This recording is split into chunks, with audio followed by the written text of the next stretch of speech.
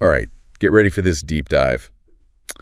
We're going to explore something a little bit unusual today. Okay. We're going to be talking about the surprising link between training senior citizens and young children. Oh, wow. Yeah, you might be thinking, wait a minute, what's the connection? Yeah. Trust me, this is going to get interesting. Okay. We're going to be looking at things from the perspective of CrossFit methodology and looking at how, even though their fitness needs obviously different in intensity, Right. the fundamental movements and benefits they need are shockingly similar. Yeah, I see what you're saying. What's fascinating is that this idea that seniors and young children and even elite athletes are all striving for the same outcome, just on different scales. The CrossFit Journal article that we're diving into argues that it's all about increasing functionality, Okay. whether it's helping a grandparent navigate stairs or an athlete smash a personal best. Okay, so functionality is the key word here. What exactly does that mean in this context? I mean, we're talking about folks in their 70s and kids who still lose their shoes. Exactly. It's about looking beyond age and focusing on the core movements that make everyday life easier and more fulfilling for everyone. Take the squat, for example. It's a fundamental movement pattern that we use constantly without even thinking about it, like standing up from a chair. So you're telling me that teaching my toddler to squat properly is going to help him later in life when he's, let's say, chasing after his own grandkids. You got it. And think about it from the perspective of a senior. If you maintain the ability to squat comfortably, you reduce your risk of falls. Oh, yeah. You can stay active longer, and you maintain independence. The article highlights how a strong squat translates to better balance mobility and even bone density. Right. Which is crucial for everyone, but especially as we age. Okay, so squats are important, that's clear. But I have to admit, I'm still wrapping my head around the idea of seniors hitting the gym and deadlifting. Is that really safe and realistic? Right. That's a common concern. And I think it's important to approach strength training for seniors with a focus on safety and proper progression. The article talks about how even small increases in strength can have a huge impact on a senior's quality of life. Okay. They share this incredible story about a woman who couldn't even lift her granddaughter, let alone stand up from a chair without struggling. It sounds like she was really struggling with those basic movements we were talking about earlier. Exactly. But she started a carefully designed strength training program, and the results were amazing. She was able to deadlift 70 pounds. Wow, 70 pounds. I could barely do that. It's a testament to the adaptability of the human body even later in life. And the best part is, it wasn't just about the weight she could lift. She regained the ability to stand up from a chair without assistance. She could move around more easily, and her overall confidence soared. That's functional strength in action. That's incredible. Okay, so we've talked about squats and even deadlifts for seniors. But where do kids fit into all of this? They seem to be naturally active and agile. So what's the connection to CrossFit and these functional movements? That's a great question. You'd think kids would be naturals at things like push-ups and pull-ups, right? Yeah. But the article brings up an interesting point. They're seeing more and more kids who struggle with these seemingly basic movements. It's surprising. You'd think those would be things kids pick up naturally on the playground. You would, but the article argues that somewhere along the line, we've moved away from developing these foundational movements in childhood, and it's having a real impact. So how do we get back to those foundations? How do we help both seniors who've lost some of these abilities and kids who haven't developed them yet? Well, the article highlights this concept of incrementalism, which is basically the idea of making small, consistent improvements over time. And this applies to both seniors and kids. It's about starting where you are and gradually building capacity regardless of age.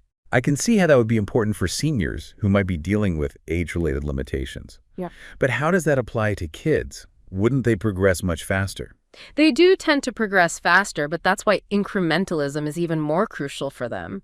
It's about building a solid foundation of proper technique and movement patterns before they start adding weight or intensity. Right. This sets them up for a lifetime of healthy movement. So it's like building a house. You need a strong foundation before you start adding floors and fancy features. Exactly. And this principle is just as important for Olympic athletes as it is for kids learning to do a push-up for the first time. It's about respecting the process and understanding that real lasting change takes time and consistency. This is where it gets really interesting for me because I think we often get caught up in this idea of quick fixes and overnight transformations. But this approach is much more sustainable and realistic. Absolutely. It's about shifting your mindset from focusing solely on the outcome to appreciating the journey. And that's something that applies to everyone regardless of age or fitness level. That's a powerful message. It sounds like this approach is all about finding a balance between pushing your limits and respecting your body's needs, whether you're 7 or 70. Yeah. But how do we actually put this into practice? What specific advice does the article offer for seniors and kids? Let's dive deeper into that. One thing that really stood out to me in the article is this concept of chasing capacities that are in near universal demand. Okay. It's this idea that CrossFit aims to train for abilities that are valuable no matter what your age, your gender, or what sport you play, if any. So instead of training for a specific marathon or tennis match, Right. you're building a foundation that's useful for just about anything life throws at you. Exactly. The article poses this thought-provoking question. Who doesn't want faster hips, greater balance, and a stronger torso? Right. These are things that can help you catch your balance if you trip carry groceries or play with your kids with more energy. And I'm guessing those faster hips and stronger torsos are going to help that senior get up and down from the floor more easily if they need to.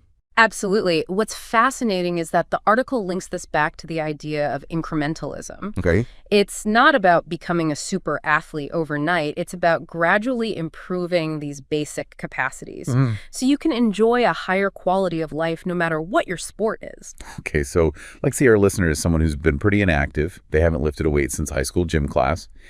And the idea of starting a fitness routine feels overwhelming.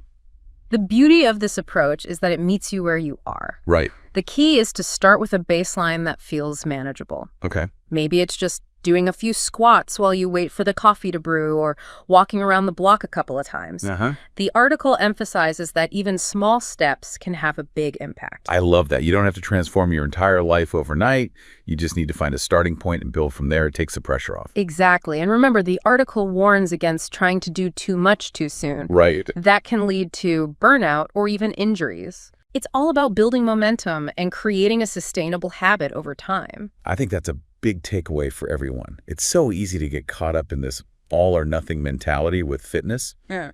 But this approach is much more realistic and encouraging. It is. And as you start to experience those small wins, those moments where you realize you can do a little bit more than you could before it fuels your motivation and makes you want to keep going. Right. The article even suggests that the mental benefits of this approach are just as important as the physical ones. Like that snowball effect you hear about. Each small success builds on the last one. That's a great analogy. It's about creating a positive feedback loop where you start to view exercise as something empowering and enjoyable, not something to be dreaded. The article argues that this shift in perspective can be transformative. So instead of obsessing over how many pounds you've lost or how many miles you can run, Right. it's about celebrating those moments where you feel stronger, more energized, and more capable in your everyday life. Exactly. It's about finding joy in the process. Right. And that makes all the difference in terms of sticking with it. Okay, so we've talked about the benefits of this approach, the importance of starting small and building gradually, and the idea of chasing those universal capacities. But before we wrap up, I want to circle back to something the article mentions but doesn't go into a ton of detail on universal capacities. What exactly are they and why are they so important? That's a great question. The article doesn't give a hard and fast definition, but it hints that universal capacities are these essential physical skills that allow you to live a fulfilling life regardless of your age or specific fitness goals. It's about being able to move through the world with confidence, grace, and ease. Think about being able to get down on the floor and play with your grandkids, to hike a mountain trail, or to simply move around your home without limitations. These are the things that truly matter. It sounds like it goes beyond just being able to lift a certain amount of weight or run a certain distance. It's about building a body that allows you to do the things you love and live life to the fullest. Exactly. And what's so empowering is that these capacities are not fixed. They can be developed and nurtured at any age. Right. It's never too late to start investing in your physical well-being and reclaiming those abilities. I love that. It means there's always hope, always room for improvement, no matter where you're starting from. Absolutely. And that brings us back to this idea of gradual progression. Okay. Even small, consistent efforts can lead to incredible transformations over time. Okay, so as we wrap up this part of our deep dive, What would you say is the most important thing for our listener to remember about this concept of universal capacities? I think the key takeaway is that these capacities aren't just for athletes or people who are already in great shape. Right. They're for everyone. Yeah. It's about building a foundation that allows you to move freely, to participate fully in life, and to experience the joy of movement. And that's something worth striving for at any age. Beautifully said. It sounds like the article is advocating for a more holistic view of fitness, one that's less about aesthetics and more about building a body that serves you well throughout your entire life. Precisely. And the best part is it's an approach that's accessible and adaptable to everyone. It's about finding what works for you and building a sustainable routine that brings you joy, enhances your quality of life, and allows you to fully embrace all that life has to offer. So whether you're a senior citizen, a young child, or somewhere in between, you can benefit from this approach. It's about embracing the journey, celebrating those small wins, and cultivating a body that supports your dreams and aspirations no matter what they may be. I love that perspective. It's not about fitting into some arbitrary mold. It's about building a body that allows you to live your best life, whatever that looks like for you. But before we wrap up this deep dive, I want to leave our listener with a little challenge inspired by this whole concept of universal capacities. What physical skills do you think are absolutely essential for a fulfilling life regardless of age? That's a fantastic question, and it really gets to the heart of why we're so passionate about this topic. It's not about vanity. It's about cultivating a body that allows you to move through the world with confidence, grace, and ease.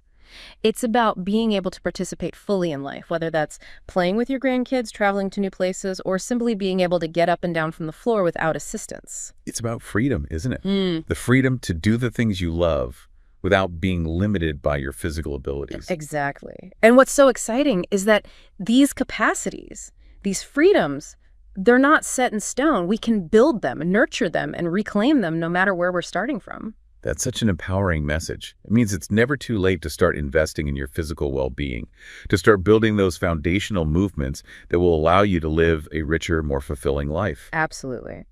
So as you go about your day, I encourage you to reflect on those essential physical skills that you value most. What movements bring you joy? What activities would you love to be able to do with more ease and confidence? And then think about how you can incorporate those principles we've been talking about. Yeah. That gradual progression, that consistent effort, that joyful movement into your own unique fitness journey. Because ultimately, that's what it's all about, isn't it? Finding a sustainable approach to fitness that brings you joy, enhances your quality of life, and allows you to fully embrace all that life has to offer. What a beautiful way to wrap up this deep dive. So until next time, keep exploring, keep moving, and keep diving deep.